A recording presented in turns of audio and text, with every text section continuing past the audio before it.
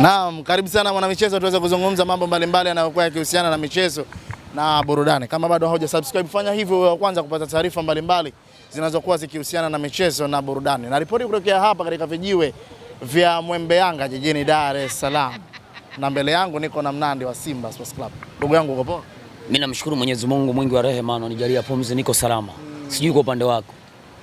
Bwana mimi una shida au la? Mimi niko vizuri. Mimi niko vizuri ndugu yangu.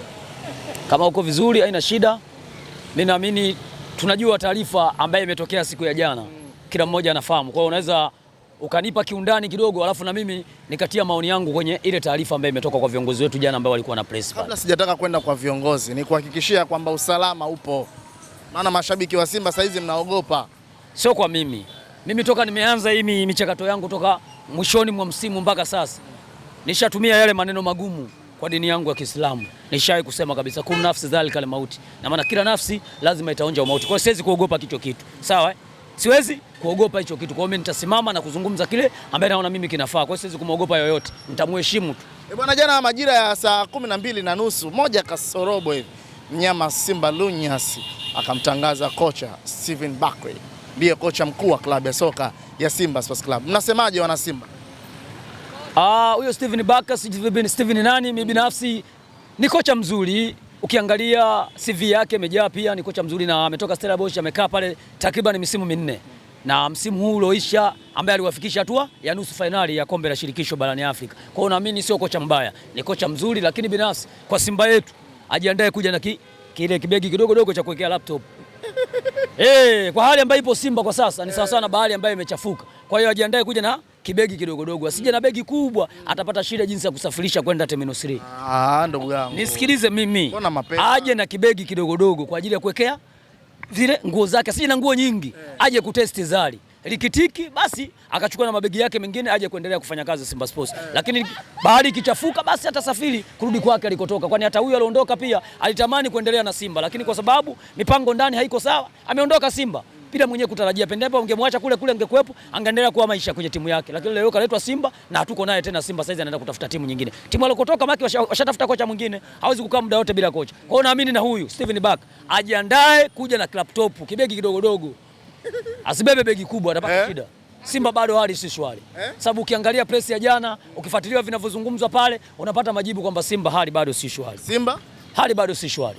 Kocha ana CV kubwa, ameshawahi kuzifanikisha baadhi ya timu kadhaa hivi. Stellenbosch mwaka jana hatua ya nusu finali, mwaka huu pia wapo kwenye kombe la shirikisho, hatua nzuri, lakini pia vile baadhi ya timu zingine za mataifa ikiwemo Gambia ambazo ameshawahi kupita, inaonekana CV yake ni nzuri kweli. Hatua ya nusu finali 2014-15. Nimetoka kusema hapa. CV inambeba mwalimu. Issue sio CV Simba. Yaani CV haikubebi Simba Sports. CV itakubeba kwenye vilabu vingine ambavyo vimetulia. Lakini kwa Simba njoo na CV yako ya aina gani? Sawa? Njoo kuwa na CV ya kuwa kocha mkubwa wa timu ya taifa. Inashiriki kombe la dunia, lakini bado ukija Simba utaondoka. Yaani ndio maana nimemwambia kila mtu ataondoka. Najua hiyo kila mtu ataondoka. Hata duniani hapa ndio maana nimetoka kutumia kauli hapa. Kullu nafsi dhalika al-mauti, maana kila nafsi itaonja umauti. Na maana kila mwanadamu na kila kiumbe chochote ambaye kiko chini ya ardhi hapa kitaondoka tu. Hakuna kitakachobaki hapa. Kwa hiyo naamini CV yake sio tija ndani ya Simba, nishatoka kuzungumza. Ajiandae kuja na kibegi kidogo. Sawa, mwenzake kaondoka na yeye pia anaweza kaonyeshwa mlango ule na yeye pia akaondoka. Nyuma mwiko msimu uliopita makocha wangapi? Makocha 4 wameondoka msimu mmoja. Kwa hiyo huu ni msimu wetu wa masononeko na msimu wetu wa kuwapokea makocha kwa sherehe, lakini kwa kuwaaga kinyonge, ndio msimu huu. Watu wamesema tutaki meneja hapa, tunataka kocha. Sasa kocha ndio huyu hapa. Lakini naye ataondoka, tunasema tunataka nani? Tunataka mlinzi wa geti. Mimi nakwambia nipo hapa, utawasikia tu, hatutaki tena kocha, tunataka mlinzi wa mageti. Sababu ndio kuna kuelekea, kwa sababu tutampokea kwa furaha, mwisho wa siku ataondoka kwa manunguniko. Kwa hiyo mimi binafsi niwaambie tu wana Simba, bado tuko kwenye wakati mgumu sana. Kiukweli yani tusifichane, bado tupo kwenye wakati mgumu kwa sababu ukiangalia press ya viongozi jana, kiukweli imenisononesha, imenisikitisha sana. Bwana, unazungumzia press ya viongozi wa jana. Jana ilifanyika press pale mitaa ya Johari Rotana. Alikuwemo Cestus Magori pamoja na Murtaza Mangungu. Miongoni mwa vitu ambavyo wamevizungumzia, ambavyo Murtaza Ali Mangungu alisema ya kwamba ajenda kwenye kikao ilikuwa ishaisha. Naanzia hapa. Ajenda ya kikao alishaimaliza. Ndio maana akaamua kuondoka baada ya kula mmoja kuzungumza na kuona ya kwamba hamna kama kuna ukakasi wowote ambao ulikuwa unaendelea. Yaani hicho ndio maana nimekwambia kwa masikitiko makubwa niliumia sana, kwa sababu nilikuwa kwenye majambo yangu mengine, sikuwa mtu wa kufuatilia sana vile vinavyoendelea pale kwenye ile press yao. Lakini baada ya kurudi nyumbani nimeangalia kwa jicho la tatu, nimefuatilia leo, nimeumia sana. Sana. At least ukimwangalia Magori alizungumza vitu angalau venye kuijenga klabu ya Simba, lakini ukimwangalia mwenyekiti wetu kiukweli ametusononesha sana. Yaani bado ameendelea kugonga mule ambaye alipokuwa anagonga, ambaye wana Simba wanaendelea kuumia. Huwezi kuzungumza kwamba mkutano uliisha kihalali na yule mwenyekiti wa ile kamati ya kupokea maoni upande wa wanachama na maoni yaliyotoka upande wa serikali ni kipi kiboresho kuelekea katiba yetu mpya kwenda kwenye mchakato wetu wa mabadiliko huu wa mfumo wa hisa. Yaani anasema kwamba mkutano uliisha, alivyomaliza kusoma vile vipengele tukaulizwa maswali sisi. Mmeelewa? Hoja mnayo ama hamna? Tukasema tuko kimya, manake hoja hakuna. Je, unajua siku zote msemo kweli ni kipenzi cha Mwenyezi Mungu. Mimi naamini anayeongopa manake atakuwa kipenzi cha shetani, na Mwenyezi Mungu hapendi sana uongo. Zungumza vitu vyote lakini uongo weka pembeni. Kwa hiyo nataka kutuhakikishia kwamba Mumtaza Mangungu, sisi tulikuwa kwenye ule mkutano wote 900 na karibu 1000 ambaye tulikaa pale wote, sisi hatuna akili sawa sawa. Ila mwenye akili sawa sawa ni yeye tu ambaye alikaa meza kuu. Ametuzilishia jana manake kwamba si wote tulokaa pale tulikuwa tuna upungufu wa akili. Ila yeye hayo umesema wewe. Naomba unisikilize. Mimi si nimemsikiliza. Si anasema kwamba yule mwenyekiti wa ile kamati alivyotoka kusoma vile vipengele, alivyomaliza akatuuliza sisi tuna hoja. Sisi tukakaa kimya, maana simepita. Kweli sisi tulikaa kimya. Kwa sababu wakati vinasoma vile vipengele, hakuna mwana Simba yoyote aloinuka wala kuonyesha kidole. Tulikuwa watulivu tukisikiliza, sababu ile ndio ilikuwa ajenda mama. Ajenda kuu ya kwenda kuijenga klabu yetu. Lakini mwisho wa siku alivyomaliza, tukaambiwa tusome dua. Baada ya kusoma dua, msemaji akainuka akasemaje? Tunyoshe viungo. Na ile dua ilikuwa kusomea wachezaji wetu kuelekea ile mechi. Lakini baada ya pale, tulivyoambiwa tunyoshe viungo, kuna baadhi watu wanaongea naenda toilet huyu hivi, akaanza kusema jamani, kama kuna watu mnamzungumza na nini, naweza kwenda kuzungumzia mje ili tuendelee na mkutano. Anamaliza kauli hiyo, anafunga mkutano. Sasa yale mapendekezo aliyowasilisha na yule mwenyekiti wa ile kamati, kwetu alirudi muda gani? Na hiyo kauli ya kusema kwamba alituuliza sisi tuna hoja ama hatuna, aliongelea kwenye maiki gani? Kama kweli yeye ni msema kweli, kipenzi cha Mwenyezi Mungu, atuwekee hiyo klipu aliongea kwamba sisi tuna hoja baada ya yule kusoma. Alisema mrejee kwa Azam TV. Akarejea yeye atuwekee hicho kipande. Kwa nini sisi tukasema turejee sisi ndo Azam TV? Kwani pale kulikuwa na Azam TV peke yake? Ilikuwa inaripoti lile jambo. Vilikuwa vyombo vingi vya habari pale vinaripoti jambo. Kwa hiyo tunamwambia tu ukweli. Kile alichokizungumza pale, atuwekee hiyo klipu baada yule kusoma vile vipengele katika tumekaa kimya ukumbini. Baada ya kumaliza, atuwekee ni kitu gani kiliendelea? Kuna sehemu gani alituuliza kama tumeelewa ama hatujaelewa? La limepita ama halijapita? Atuambie. Kauli hiyo kaiongelea wapi? Kiukweli ile kauli imenisononesha sana. Yaani ndio maana nimesema kwamba sisi tulokaa pale wote tunaonekana hatuna akili sawa sawa. Ila mwenye akili ni yeye. Na ndio maana aliondoka pale akijiona yeye mwamba, kwa sababu kaja kwenye mkutano katuita na pale kachomolewa na askari wakampitisha mlango wa dharura akaondoka. Kwa hiyo maana yake anajiona yeye mwamba kwenye Simba. Na ndio maana anaendelea kututukana. Kwa hiyo jana naamini ametutukana sana wana Simba. Hasa wanachama wa klabu ya Simba. So mashabiki hawakuhusika kuingia kwenye ule mkutano. Kwa hiyo wanachama wote wa klabu ya Simba, maana yake jana ametutukana Mumtaza Mangungu kwenye ile place. Kiukweli ametutukana. Kwa sababu kutuambia kwamba mwenyekiti kasoma, baada hapo katurudishia sisi kijiti, kutuuliza kwamba tuna hoja ama la. Tumekaa kimya. Kweli sisi tuna upungufu? Swali langu ni dogo tu. Kijiti alikirudisha kwenu, hakukirudisha? Kwa nini mnataka kuongea nini hapa? Kama kijiti kingerudi kwetu, sisi tuna upungufu wa akili, tuanze kupaza sauti. Aliwauliza lakini tuseme mkutano naomba nisikilize. Kama angetuuliza, sisi tuloingia pale, kwani wakota makopo sisi? Si wakota makopo? Ndio na chama. Watu wametoka mikoa mbalimbali, wamekuja kwenye ule mkutano. Sawa, mbona yale mengine watu waliuliza maswali walishindwa kujibu? Kwa nini kwenye sehemu ya msingi kwenye mada kuu ambayo ndio ajenda mama watu wasiulize maswali, afa anasema watu wameuliza maswali? Watu wamekaa kimya, hakuna onyesha kidole, maana yake limepita. Kwa hiyo natuona sisi tuna upungufu wa akili. Sasa niwaambie kitu kimoja, sisi katutukana jana na anaendelea kututukana, maana yake kaongea mambo mengi, lakini nasimama kwanza kwenye hilo. Sisi binafsi watu wanasema kwamba tumepitisha, waende wakaipitishe sasa hiyo katiba. Wamesema mchakato unakaribia kukamilika. Sisi tuko tayari. Huo mchakato unaosema unakaribia kukamilika wa wao kuondoka madarakani. Huo mchakato unakaribia kukamilika ni huo wa kuondoka wao madarakani. Sio mchakato unakaribia kukamilika huo wa uwekezaji. Huu ni bado. Yaani huu ni bado. Kama ni pombe ndio kwanza mtama umewambwa, sisi tunaita kuwambwa ule. Unakaa huko kabla uote. Uko chini. Shughuli bado. Si umenielewa? Yaani kama hiyo kukamilika ni wa kwao wao.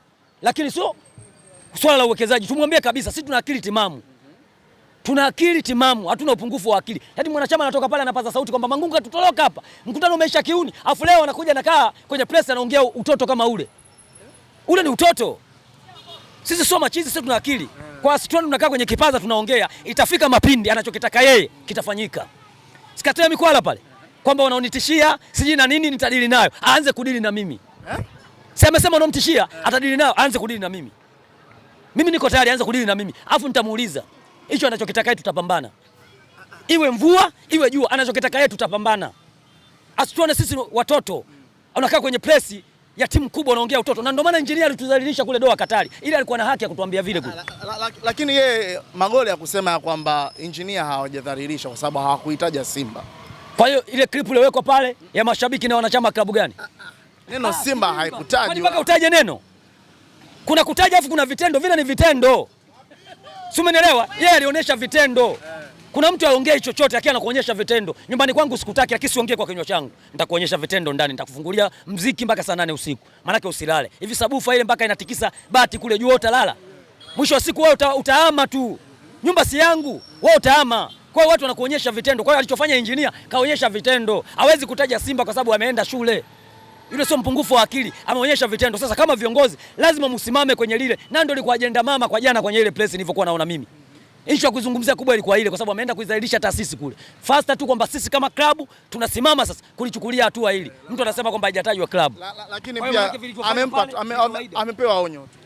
Asitake kuitumia kiki kuitafuta Simba kwa sababu Simba ni miongoni mwa timu zinazofanya vizuri na ni miongoni mwa timu namba 6 kwa ubora barani. Nakwambia kitu. Tukio lile kama tungefanya sisi. Sawa, kiongozi wetu ndo kaitwa kwenye tukio lile, kaenda kafanya ule utoto ambaye sio mahali pake. Sasa hizi nyuma mwiko ashatuchukulia hatua kubwa. Ndio kweli. Kwetu tunaona mafuta. Ila lile tukio tungefanya sisi. Sasa hizi sio tuchachukuliwa hatua kubwa. Lile tukio ni kubwa. Sijawahi kuliona kokote. Nadhani tunajua kwamba hakuna kitu kigeni duniani, lakini naamini kwa tukio lile mimi kwangu naliona geni. Tukio lile kwangu naliona geni kwa sababu umeitwa kwenye mkutano ambao hauhusiani na uwe mwenyekiti wako wa vilabu barani Afrika. Ule sio mkutano wa vilabu barani Afrika. Maana kama mkutano wa vilabu barani Afrika wewe ndio mwenyekiti, una haki ya kufanya vitu vile, lengo kutatua migogoro. Ule sio mkutano wa kafu ule. Ule mkutano unahusiana na FIFA. Kwa nini ukaweke tukio lile ambalo halihusiani na klabu yako? Mbona hajaweka maandamano ya klabu yake? Wakati muda ule wanawania ile hatuchezi kwenye ligi ili wapate kombe. Mbona kuweka pale? Au ile ilikuwa nini? Alafu leo mtu anasema kwamba hajahitaji Simba. Pale kaweka nini pa? Alimweka paka pale, ile video ilikuwa ya paka. Ngoja, ile video ilikuwa mashabiki wa paka. Maana paka ni jamii ya Simba lakini sio Simba. Je, wale walikuwa mashabiki wa paka pale? Walionyeshwa pale. Kwa hiyo sitaki kutuzalilisha wa viongozi. Kama wameshindwa, hata wao walikuwa upande wa Deuji pia, kaa pembeni tu, lazimishwi. Sababu Magoli kabla hajasafiri kwenda kwenye mechi yetu na hawa Stade Malie kule Mali, alisema kwamba baadhi ya viongozi ndani ya Simba baada ya mechi wanacheka. Maana kuna watu wana matatizo ya afya ya akili. Hajawataja mashabiki wala wanachama. Kawataja viongozi wenzake pamoja, hajawataja majina. Leo wanakutana. Wanajadili pamoja. Je, hapa wanatengeneza nini? Sio wanaendelea kutupoteza sisi maboya? Ili Simba iwe vizuri ni lazima watu wakutane, waweke ajenda zao sawa, wapange mpango mmoja liweze kutimia neno Simba nguvu moja. Kauli yake alifuta ya kusema kuna baadhi ya wajumbe mule wana matatizo ya afya ya akili, alifuta. Mwenyekiti wa bodi. Mpaka leo tunavyozungumza ameiputa ile kauli. Kauli si hajafuta. Maana yake mpaka pale ile ni mind game, tunaendelea kutufanywa sisi watoto wachanga. Sio kwamba viongozi wa Simba baadhi yao mule wana matatizo ya afya ya akili. Maana yake wametuambia sisi wanachama wa klabu ya Simba tulioshindwa kufanya maamuzi mpaka leo ndio wenye matatizo ya afya ya akili. Sio, umenielewa? Sio wale wajumbe mule ndani. Kwa mtazamo niliouona jana. Maana yake sisi wanachama na mashabiki wa klabu ya Simba ndio wenye matatizo ya afya ya akili, maana yake tumeshindwa kutumia maamuzi magumu kuwaondoa viongozi madarakani. Kwa hiyo ile kauli aligeuza na ndio maana wale wanakaa pamoja wanajadili, lakini kauli ile kama kweli kawaambia viongozi wenzake wasingeweza kukaa meza moja kuongea bila kuomba radhi. Kwa sababu aliongea kwenye vipaza na angetoka angeomba radhi kwenye vipaza kuomba viongozi wenzake. Mpaka leo ulimsikia Magoli anaomba radhi. Ile kauli kama unaongea wewe tu kawaida. Sasa hizi uko wapi? Ile ni kauli ya udhalilishaji. Ndani ya uongozi wenyewe kwa wenyewe mnatukanana, maana mnadhalilishana, mnashindwa kufanya kazi. Mnafanyaje kazi mshambiana, kuna watu wana matatizo hapo. Wameshatengeneza sasa ndo amerejea kwenye Simba nguvu moja. Waliongea lini? Kwa sababu ile kauli sisi tumeipata. Hawajaongea ndani kama wao kwenye kikao chao. Ile kauli wangeongea ndani wangemaliza ndani. Kauli wameleta nje kwenye like ya watu. Maana yake itabidi atoke tena nje. Aombe radhi sisi wote tujue. Kama ile kauli kaifuta, kauli hajafuta na jana wamekutana kwenye press. Kila mtu kapiga suti yake wamekutana hapa. Kila mtu anatetea upande wake. pale huko haina shida, sina nini. Umeona bwana, gari amedhiririsha, gari inakuja Eliza. Sisi hatuangalii gari babu, timu haichezi na gari, timu inacheza uwanjani pale. Sisi masuala ya gari kwetu sio shida zetu. Shida yetu sisi timu yetu kufanya vizuri kwenye pichi. Hata kama wanapanda bodaboda, hata wakipanda guta, waje pale uwanjani wafanye vizuri.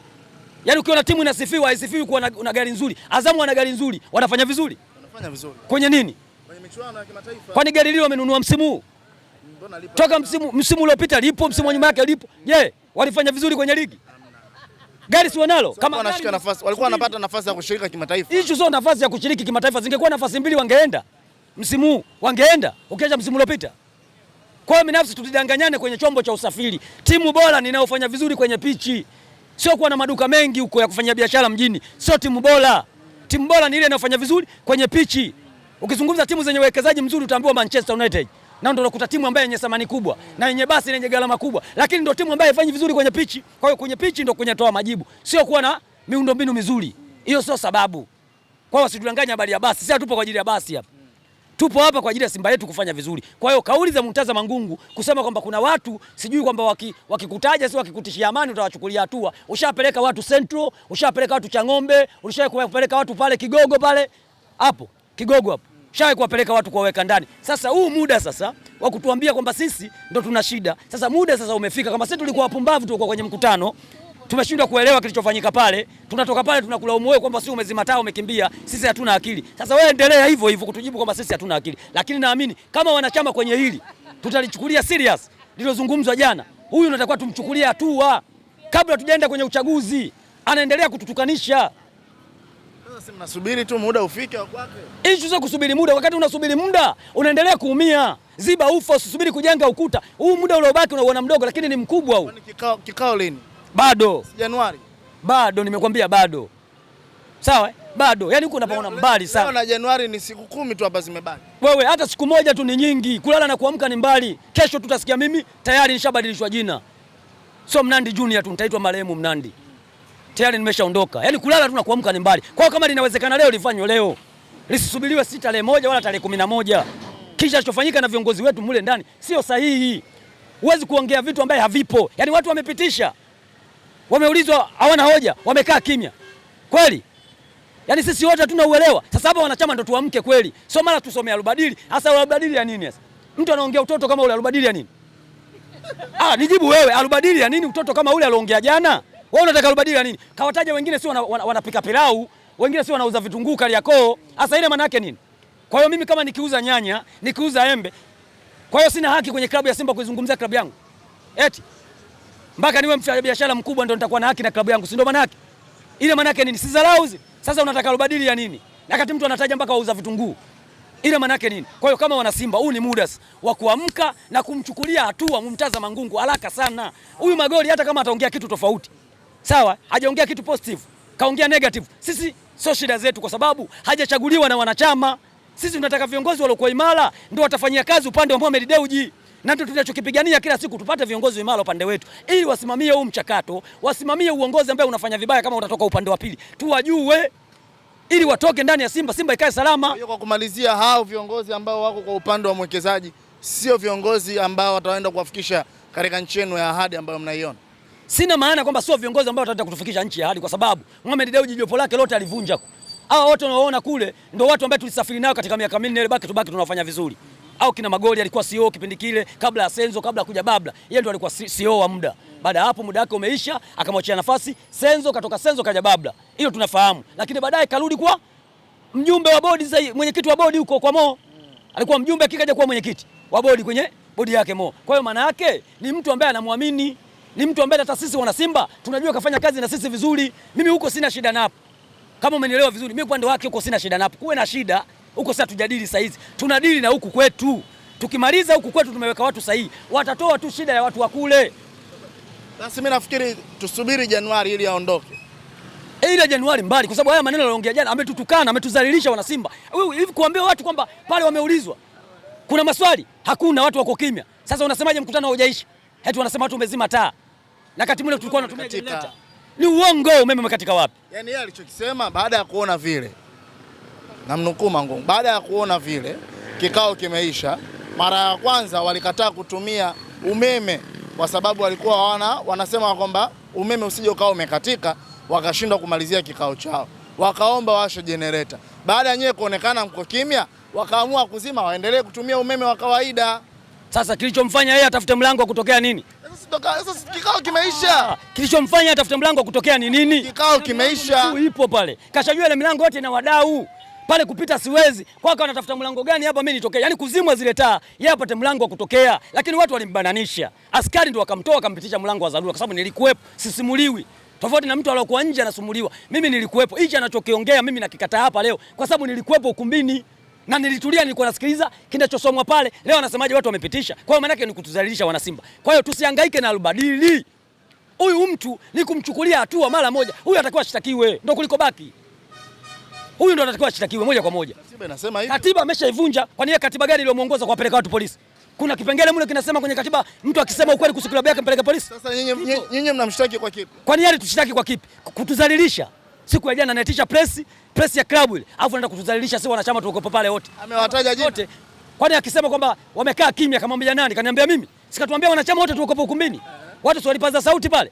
Si ndio alotujibu jana. Sasa manake sisi hatuna akili, Yesu ndio mwenye akili. Sasa huu ni wakati wa kumchukulia hatua. Ile ni tusi kubwa sana. Huwezi kupewa dhamana na wanachama afu kuongea kauli za kitoto kama zile. Kwa hiyo naamini wanachama kama tuko serious, tusiogope maneno yake na wala tusitishike na chochote. Ni muda wa kumchukulia hatua Murtaza Mangungu kabla hajamaliza muda wake. Hapa alikofikia maki kafikia kutuzalilisha sehemu kubwa zaidi. Huwezi kuongea utoto kama ule. Kwa hiyo yeye kuwasema watu sio wanamtishia mabomu sio nini. Hiyo sisi sio shida zetu, maana watu wanaumia na ndio maana wanaongea maneno magumu. Unang'ang'ania hiyo timu ya familia yako. Ukisema kwamba nikiondoka mimi hii timu itanyanyasika. Wewe nenda tu. Acha watu wengine waje wachukue hiyo timu. Sio na kama unataka kuongea maneno shit. Sasa hatuwezi kukuogopa. Na ututishi.